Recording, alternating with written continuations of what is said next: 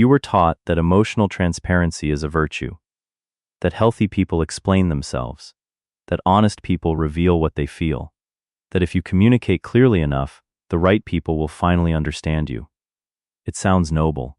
It is also one of the most dangerous lies you have ever believed, because every emotion you display is information. Your anger reveals what can provoke you. Your anxiety reveals what can threaten you. Your excitement reveals what can seduce you. And your need to explain yourself reveals exactly whose approval still controls you. You call it authenticity.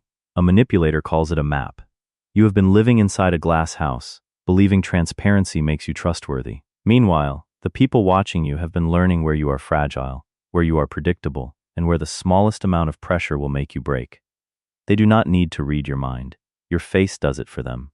Your voice does it for them. Your reaction does it for them. Machiavelli understood something most people are too uncomfortable to admit. Human beings do not respond only to truth. They respond to appearances, incentives, fear, opportunity, and weakness. A person may respect your kindness when life is easy, but when power enters the room, kindness without control becomes an invitation. This is not about becoming cruel. This is not about playing games. This is about survival. Because the moment another person can predict your emotional reaction, they can begin designing your behavior. They know that if they withdraw affection, you will chase. If they accuse you, you will defend yourself. If they become cold, you will start explaining. If they threaten to leave, you will abandon your standards to make them stay. You think you are reacting naturally. You are not. You are performing a script they already know. That is emotional unreadability. It does not mean you feel nothing. It means you stop displaying everything.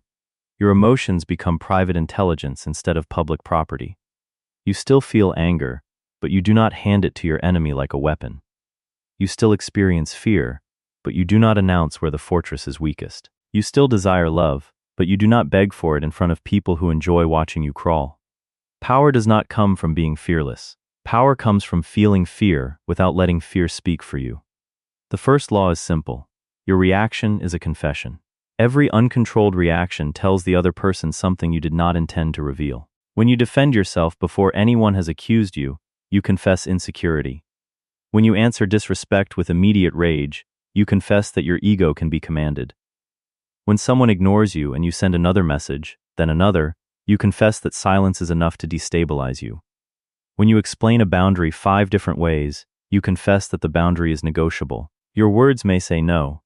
Your behavior says, convince me. This is why manipulators study reactions more carefully than words. Words can be rehearsed. Reactions are raw. It identifies you. Here is the part nobody tells you. Manipulators rarely begin by controlling your actions. They begin by measuring your reactions. They make a small, insulting comment and watch your face. They disappear for a few hours and study whether you panic. They mention another person and observe your jealousy. They cross a minor boundary and wait to see whether you laugh, freeze, or protest. These are not always accidents. Sometimes they are tests. Every test you answer emotionally gives them another piece of your psychological profile. You do not become unreadable by pretending not to care. Pretending is still a performance, and performances can be studied. You become unreadable by creating distance between what you feel and what you reveal. That distance is where strategy begins. The next time someone provokes you, do not ask, what should I say? Ask a colder question. What are they trying to learn from my reaction? That question changes the interaction. You stop being the specimen. You become the observer. Silence frightens people because silence gives them nothing to control. No reassurance, no resistance, no emotional proof that they have reached you. Most people cannot tolerate that emptiness. They rush to fill it. They explain more than necessary. They reveal their motives. They expose the outcome they were trying to force. This is the second law. Silence creates psychological pressure. You have been trained to believe that silence is weakness, that if you do not answer immediately, you look uncertain, that if you do not defend yourself, the accusation must be true. This conditioning keeps you talking before you understand what is happening.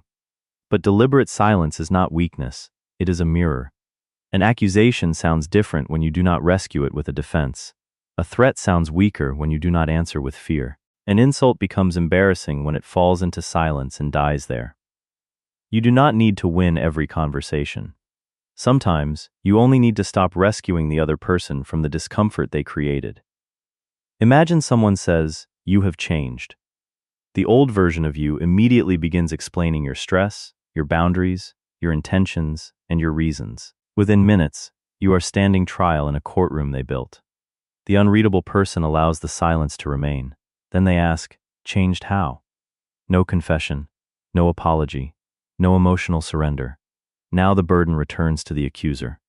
Maybe they mean you no longer tolerate disrespect. Maybe they mean you stopped giving them unlimited access. Maybe they mean the version of you they could control is disappearing. Silence reveals this. But strategic silence is not the silent treatment.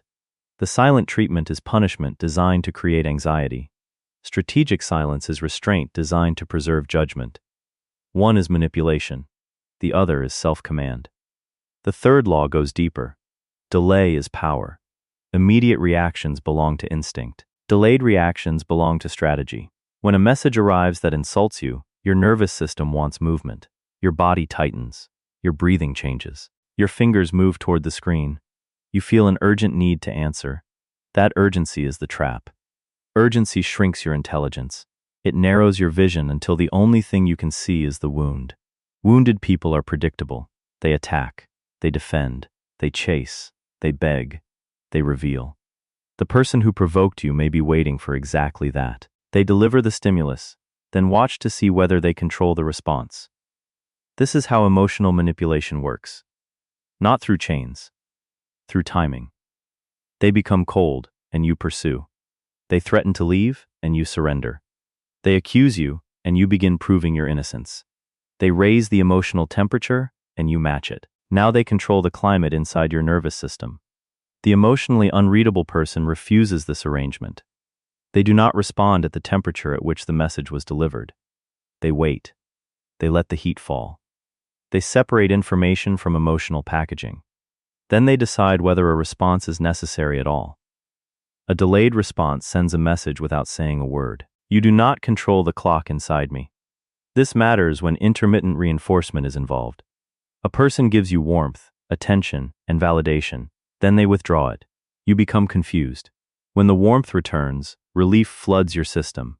Then they withdraw again. Over time, you become attached not to the person, but to the cycle. Unpredictable rewards can create stronger compulsions than consistent ones. Casinos understand it. Social media platforms understand it. Manipulators understand it. You may think you are fighting for love. You are often fighting for relief. The solution is not to become emotionless. It is to stop rewarding inconsistency with immediate pursuit. When they withdraw, do not chase. When they become cold, do not perform warmth for both of you. Observe. Let the pattern reveal itself. The first impulse is not always the truth. Sometimes it is conditioning. Sometimes it is fear. Sometimes it is the old wound inside you begging for reassurance from the same person who keeps opening it. Most people believe waiting means losing, so they act too quickly. They send the message. They make the call. They apologize for something they did not do. They trade dignity for temporary certainty. Every time you obey urgency, you teach your nervous system that discomfort is an emergency. It is not. Uncertainty is not death. Silence is not abandonment. A delayed reply is not proof of rejection. Learn to sit inside the unanswered moment without trying to escape it. The person who can tolerate uncertainty cannot be easily controlled by it. The next time you feel provoked, ask whether your current emotional state is intelligent enough to speak for you. If the answer is no, remain silent. Not forever, just long enough to return to yourself. Because the pause between stimulus and response is not empty. It is the place where your power returns. Most people do not observe an interaction. They drown inside it. The moment someone criticizes them, ignores them, or changes their tone, the ego takes control. Every word becomes personal. Every silence becomes a threat. Every expression becomes evidence of rejection. Once the ego feels attacked, intelligence becomes its servant. You no longer ask what is happening. You ask how to stop the pain. That is why the fourth law is one of the hardest to master. Use the dead man's gaze. Imagine that, for one moment, your ego is no longer in the room. Your pride is gone. Your fear of rejection is gone.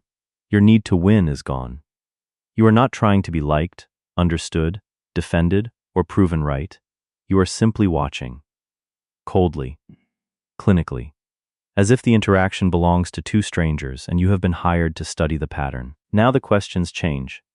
You stop asking, why are they doing this to me? You ask, what response are they trying to produce? You stop asking, how do I make them understand? You ask, what do they gain if I start explaining? You stop asking, what if they leave? You ask, why does the threat of leaving appear whenever I enforce a boundary? This is the dead man's gaze. It is not numbness. It is separation. Someone may take hours to answer your message. That is the event. Your mind tells you that you are unwanted and about to be abandoned. That is the wound. When you confuse the wound with the event, you become easy to control.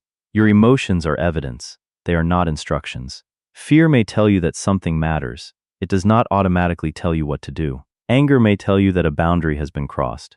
It does not require you to reveal your entire strategy.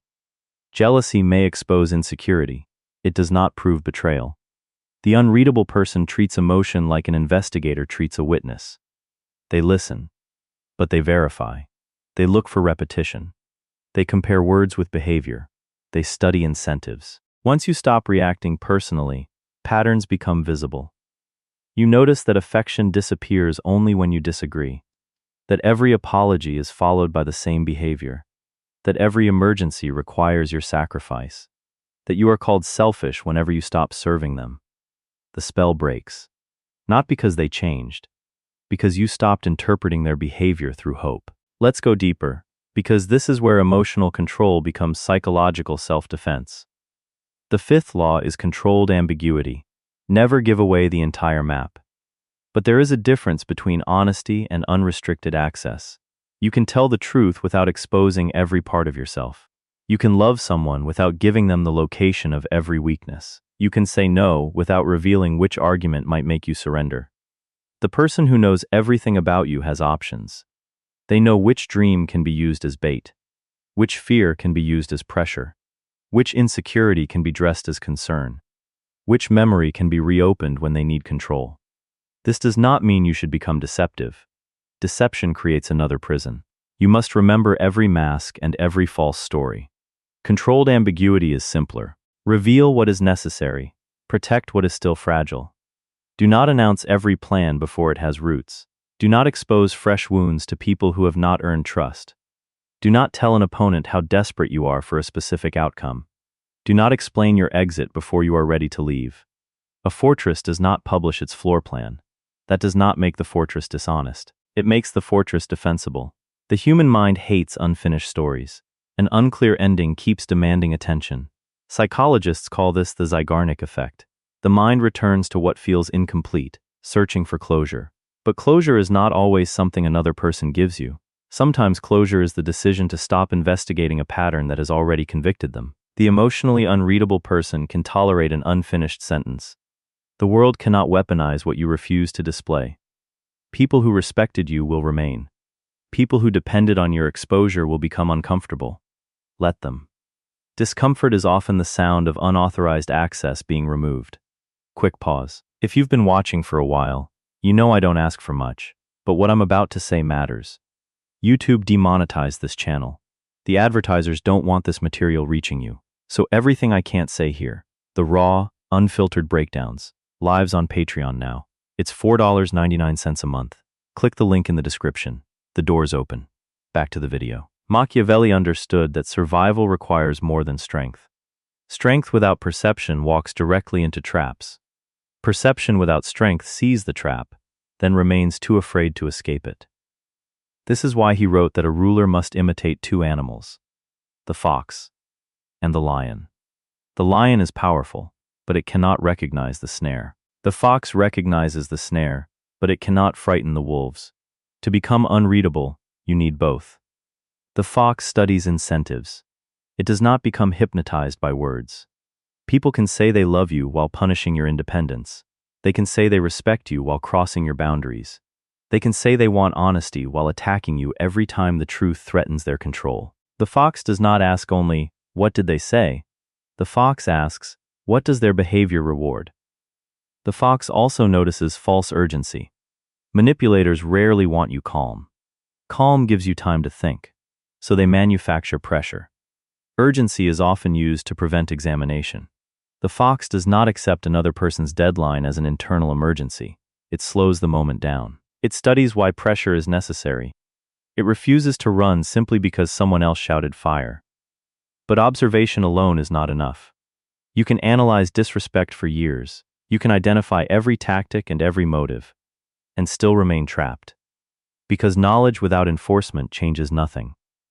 This is where the lion enters. The lion does not explain its teeth. It establishes a boundary. Then it acts when the boundary is crossed. Most people make boundaries sound like requests. They say, "Please stop speaking to me that way." The behavior continues, so they explain again. They describe their triggers and their pain to someone who has already demonstrated that understanding is not the problem. The problem is consequence. A boundary without consequence is only a preference. The lion does not threaten repeatedly. It does not argue for the right to leave. It does not beg the wolf to become less hungry. It changes access. It ends the conversation. It withdraws cooperation. It leaves. Not dramatically, not to provoke pursuit. It leaves because the condition for remaining has disappeared. That is the difference between a threat and a decision. A threat is announced to control another person. A decision is carried out to control yourself. Quiet action is difficult to manipulate because it offers no emotional negotiation, no rage to redirect, no guilt to exploit, no panic to calm, only consequence. The fox knows what is happening. The lion makes it expensive to continue. This is not about becoming cruel. This is not about playing games. This is about refusing to remain psychologically defenseless. You are not learning how to manipulate people. You are learning how to stop advertising yourself as someone who can be manipulated without consequence. But there is still one problem. You can master silence, delay, observation, and boundaries, yet still be controlled by the one person you refuse to confront: yourself. Beneath your need to explain, beneath your fear of disapproval, and beneath your obsession with being seen as good, there is something you have spent your life trying to bury: your anger, your ambition, your aggression, your capacity to reject, expose, abandon, and destroy. Carl Jung gave this hidden territory a name: the shadow. Until you face it, anyone who knows how to trigger your guilt will still possess the key to your fortress. The harmless person is easy to control, not because they are weak, because they are terrified of discovering that they are capable of strength. So you amputated every part of yourself that might make other people uncomfortable. You buried your anger. You softened your ambition. You apologized for your boundaries. You called your fear of confrontation compassion. Then you wondered why people kept crossing lines you were too afraid to defend. The shadow contains everything you refuse to accept as part of yourself, and whatever moves underground begins controlling you from the dark. This is why the person obsessed with appearing good is often the easiest to manipulate. They can be controlled with one accusation: you are selfish, you are cruel, you have changed. A good person would forgive me. That is all it takes. The moment someone threatens your identity as a good person, you surrender your judgment to protect the image. You allow another violation. You offer another chance. You return to the same table where you were poisoned. Not because the other person earned access, because you are desperate to prove that you are still kind. This is moral vanity disguised as compassion. Read that again. You are not always forgiving because you are strong. Sometimes you forgive because you cannot tolerate being seen as unforgiving. It shows you how kindness can become cowardice, how humility can become self-erasure, how forgiveness can become permission, how peace can become submission. You cannot become emotionally unreadable while your identity depends on being perceived as harmless. Harmlessness is not goodness. A harmless person cannot protect anyone. They cannot stop cruelty. They cannot enforce a boundary. They can only hope the predator develops a conscience. True goodness requires the capacity for danger. A disciplined person can hurt, but chooses restraint. They can expose, but choose silence. They can retaliate, but choose proportion. They can leave, and they do not stay merely to prove loyalty. Their goodness is real because it is a choice. The harmless person has no choice. They are not peaceful. They are incapable of war. And the world can sense the difference. People test those who appear incapable of consequence. They push slightly, then further. They wait for your instinct to protect yourself to appear. Then they shame you for it. When it rises, you mistake it for evil. It is not evil. It is information. Your anger may be telling you that your dignity has been violated. Your aggression may be telling you that retreat has become self-betrayal. Your coldness may be telling you that empathy is being wasted on someone who studies it as weakness. The goal is not to unleash the shadow blindly. An unconscious shadow destroys. A conscious shadow protects. You do not become dangerous by losing control. You become dangerous by gaining access to every part of yourself and placing it under command. The blade remains inside the sheath, but you know it is there, and so does everyone else. You stop pleading for basic respect. You stop explaining why betrayal hurts. You stop warning people about consequences you are too afraid to enforce. You become quieter. Not because you have nothing to say, because you no longer need language to prove that you are serious. The shadow gives you permission. Permission to disappoint people. Permission to become the villain in someone else's story. Permission to withdraw access without presenting a legal defense. Permission to be misunderstood by people who benefited from misunderstanding you. Some people will call you cold. Let them. They were comfortable when your warmth was free. You cannot control a darkness you refuse to admit exists inside you. Face it. Name it. Train it. Then place it at the gate of your fortress. Not as a tyrant, as a guard. Now you understand the difference between emotion and exposure. Feeling is human. Exposure is a decision. You do not need to kill your emotions. You need to control access to them. You are not becoming empty. You are becoming selective. Your emotions are not public property. Your plans do not require an audience. Your boundaries do not require unanimous approval. Your silence does not require an explanation. Access must be earned through patterns, consistency, and what a person does when you disagree, when you stop providing, and when they believe there will be no consequence for harming you. Pay attention. Use the fox to see what is hidden. Use the lion to enforce what matters. Use the dead man's gaze when your ego wants to drag you into chaos. Use silence when words would reveal your position. Use delay when urgency tries to hijack your nervous system. Use the shadow when guilt tells you that protecting yourself makes you cruel. A person committed to misunderstanding you will use your explanation as additional material. They will twist your reasons, debate your memories, question your tone, and demand more evidence. The trial never ends, because truth was never the objective. Control was. Stop entering courtrooms where the verdict was decided before you arrived. Walk out. Quietly. The emotionally unreadable person does not perform indifference. They care deeply. They simply control access. This is the final transformation. Stop asking whether people approve of your boundaries. Ask whether their behavior deserves access. Stop asking whether silence makes you look cold. Ask whether speaking would give away information. Stop asking whether leaving makes you a bad person. Ask what staying is turning you into. Read that again. What is staying turning you into? Every environment trains you. Every relationship conditions you. Every repeated violation teaches your nervous system what you believe you deserve. If you stay where disrespect is normal, you eventually call survival love. If you stay where confusion is constant, you eventually call anxiety chemistry. If you stay where your boundaries are mocked, you eventually call self-erasure compromise. Wake up. There are only two choices now. You can return to the glass house. You can reopen the curtains, explain every wound, announce every intention, and hope that people with weapons choose mercy. Or you can build the fortress. Not a prison, a fortress. A place with gates. A place with standards. A place where warmth exists, but entry is controlled. A place where love is possible because self-respect is protected. The choice is yours. Go back to sleep and call exposure authenticity. Or wake up and become the architect of access. And if you are ready to go beyond what can be said here, join the architect level on Patreon. That is where the deeper psychological frameworks live, the material that advertisers reject, the tactics, patterns, and breakdowns that cannot survive on a platform designed to reward comfort. The link is in the description. The door is there, but you must choose to open it. Until next time, see you in the shadows.